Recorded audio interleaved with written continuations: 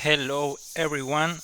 This is 5 key points of Inverse Sabbath School. Today, lesson 7, and the biblical text is John 4 from the 16 to 26. The title is True Worshippers. Point number 1, God doesn't pass by chance. Jesus chose to pass through Samaria when he could have avoided that path. He stopped right where a wounded, marginalized, and guilt-ridden woman was. God does the same with us. He enters our journey even if we don't deserve it. He takes the first step because he sees something special in us, even when we don't see it ourselves. Our story changes when we let its passage truly touch us. Point number 2, Jews versus Samaritans. The Samaritans were seen as impure, heretical, and unworthy by the Jews. It was a division with deep historical, political, and religious roots. They worshipped in different places, read different versions of the Torah, and didn't speak to each other. The Samaritan woman knew she shouldn't have contact with Jesus, but he broke through that barrier. This reminds us that God's love goes beyond labels, the past, and religious prejudice. Point number 3, worship here or there.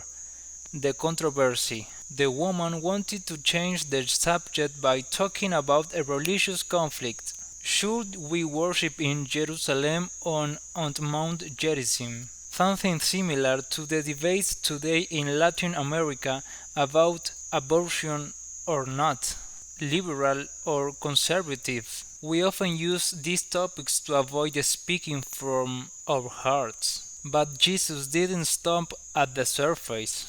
He got straight to the point. God doesn't want a religious fight. He wants a real relationship. Point number 4. In spirit and in truth. Jesus completely changed the paradigm. It's not about places or rituals, but about the worship born of the Spirit and based on truth. This isn't faked or done out of habit. It's letting the Holy Spirit transform our intentions, not just our words. It's living with consistency between what we believe and what we do. God is looking for that kind of person, and He is looking for you. Point number 5, worrying figures.